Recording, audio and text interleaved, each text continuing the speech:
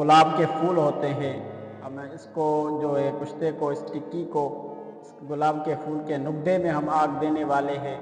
सबसे पहले हम क्या करेंगे कि तकरीबन आधा किलो गुलाब के फूल लेंगे और उनको जो है एक लोहे के बर्तन में डालकर हम पिसाई करेंगे अच्छे तरीके से। जब ये पीस जाएगा और ये नुकदा बन जाएगा, उसके बाद ये आप देख सकते हैं मेरे हाथ में टिक्की है। और ये जो टिक्की है इसको तकरीबन मैंने 2 दिन तक सूखने के लिए रख दिया था, ताकि ये बिल्कुल मजबूत बन जाए और बेहतरीन आग पकड़े, ताकि बेहतरीन कुश्ता हमारा तैयार हो सके। उसके बाद दोस्तों, टिक्की के बाद आप यहाँ पर देख सकते हैं कि मेरे हाथ में एक मिट्टी का बर्तन है जिसमें हम इसको आग देंगे।